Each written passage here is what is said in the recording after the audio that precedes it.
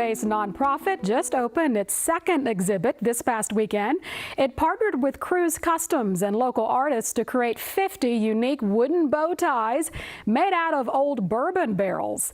Each bow tie was sponsored by a local bourbon brand or business to raise funds for other local nonprofits. More in our arts and culture segment we call Tapestry.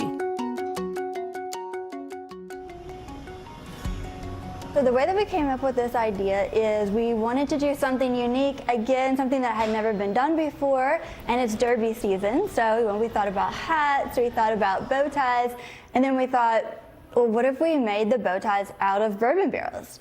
And then I had connected with a group of U.S. military veterans who are woodworkers, which is an artist in its own right, and they had discovered that woodworking was great therapy for their PTSD. So I approached them and said, would you be able to create bow ties out of bourbon barrels?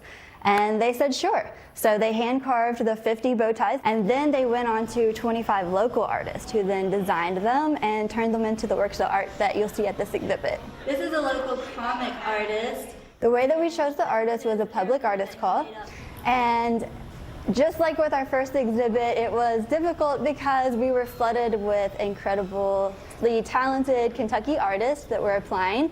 And as much as we loved our artists from the barrel exhibit, we wanted to give 25 brand new artists this opportunity. They were able to use any medium to turn their bow tie into a work of art. So we have everything from little mirrored disco ball tiles to Legos to ceramic to metal to more woodworking.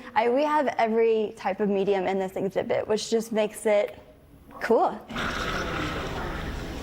One thing that I think is important about what Bourbon with Heart does is we want to get across the message that art is more than just a novelty or just a hobby.